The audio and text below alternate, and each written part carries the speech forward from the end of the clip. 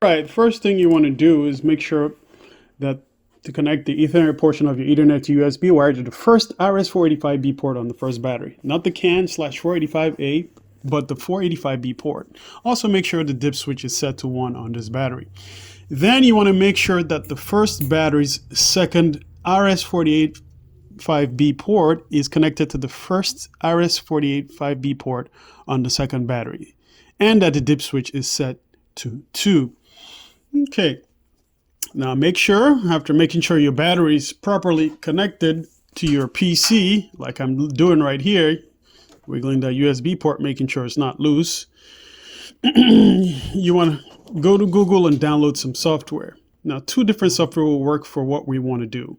I'll show you how one functions, and then you can figure out the other one from there. So let's go to Google and we type in KS Software 23.08.09 Beta 2. The first option that comes up should be on the DIY Solar Forum. You might have to register to download the software, but if you don't want to register, I'll show you another software you can use. So you click on that link and it should download straight away if you are registered. Another software you can download is the BMS Studio 1.16, version 1.16. So you type in the BMS_Studio V1.16. It's Cernss BMS. I could have chosen that third option there. So you click on that. You choose the Facebook option. That it does not require you to log in for download. So you just click on that link there. It'll take you to a OneDrive folder where you can click and download the file. As you can see, you do not have to sign in to download. So just click download. I don't think I clicked that first time. So you click download there, and then you can see it is downloading. All right, once your files are downloaded, you go to the folder where you downloaded your files. Let's see, so you just right click on this KS software. We start with that. We're gonna right click on it and then just hit extract files. Because it's an RAR file, it can be unzipped by your regular Windows software. So just hit extract all, click extract, and then open up the folder that's just been extracted and just look through. What I usually do is go back and just pull out the folder that has all the files that I need. That way I don't have to deal with redundant clicking. So just drag that to my desktop, and I can delete that other one because there's nothing in it, and like I said, it's redundant. So delete that. We'll open up that folder. We'll double click on startapp.exe. I think I clicked it. It's just taking forever to load. So I've double clicked it. You go to run anyway. And then let's see, hit run.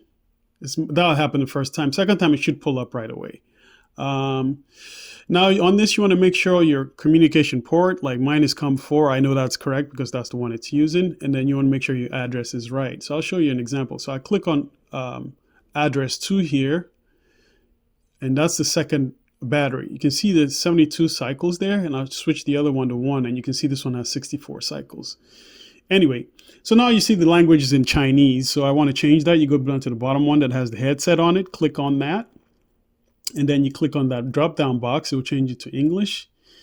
And what you want to do to retain that language, if you don't want to revert, is to type in the password 666666 and hit verify. And I think you have to hit update config for it to retain the English language when you click on it. I'm not 100% sure on that, but I think you have to do that. Anyway, once it does that, you can go back to monitoring, or you can go back to changing parameters. Anyway, so let's click on parameters and see what I'm talking about. Let's click on parameters 1, hit get all, and that will pull up all the parameters for your battery voltage, over voltage, temperature, current, voltage differential, things like that. All right, so I'll give you just one example. I'll change this over current alarm voltage to 3650.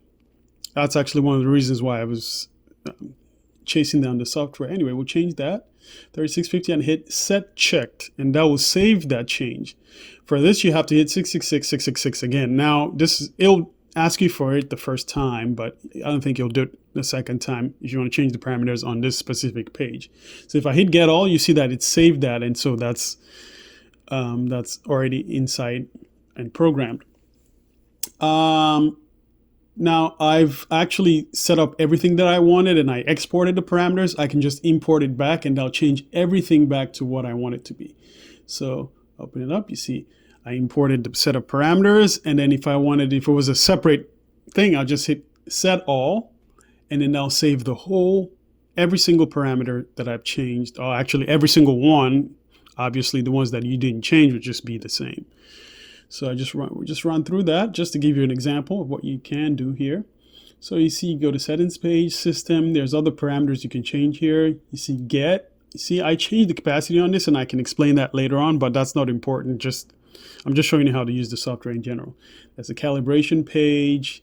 There's like the charge coefficient, you can get that, but you can't, unfortunately, even if you put the correct password in on this one, it will not let you change it. It gives you a timeout. And I'm not sure why, but I think I have an idea, but anyway, that's not important again for the purposes of this video. As wireless module, my battery does not have a wireless module, but I'll show you how to change things that come up on the monitoring page, like things that you can go into. So the password there is 654789. Hit verify, and you can choose whatever, like this parameters, heating, other parameters, different things you can add that will pop up on your stuff. So you can change and add and delete different things, basic controls. There's a whole bunch of things you can and can't change. Like some things are hard coded and you'd have to be in factory mode, which I know how to get to, but then some things still will not change in factory mode. Factory mode for this one is 654123. That's the password for factory mode. All right, so I'm just showing you the other things that popped up, like different pages. Anyway, that's not important. The second software, we're going to go and pull up the BMS Studio software. This one you need 7-zip. So you have to download 7-zip. I can't tell you how to download that. You just have to figure that out and open that up. And I'll show you an example. So I click on that folder I just extracted, and I go to the plugins directory. If I try to extract this with a regular Windows software, I hit extract, you'll see that it'll give me error message. It acts like it's going to do that, but you see how it says unexpected error. So I have to extract that second one with 7-zip. So I extract all with 7-zip again, and that should extract it properly. Now on this one, I don't have to move the folder. What I'll just do is grab the main applications executable file and just create a shortcut in the desktop. So that's that bmsstudio.exe there. I'll drag it to the desktop and just create a shortcut there. Oops, I'm not sure what I did there. All right, so drag it and create shortcut there. Double click on that. The interface is very similar. There's some things that are different. You'd have to go in and look at them yourself. There's some pages that are on different parts on this particular software than it is on the other KS software. So you can see I have communication port 4, serial 4 open, address 1. So I have to hit serial on or monitor on this one for it to pop up. And you can see it's already in English, but I think the first time I downloaded this software, it was in Chinese. So same thing, if you want to change parameters, you want to change addresses, you have to go to the left, you go to that the headset, click on that, verify, you can go and add different things. So you see how very similar it is. So I think that's the main thing: monitoring, changing parameters, everything is pretty much, it's close to being the same thing. So you just have to go in and find out yourself. All right, thanks for watching. Bye-bye.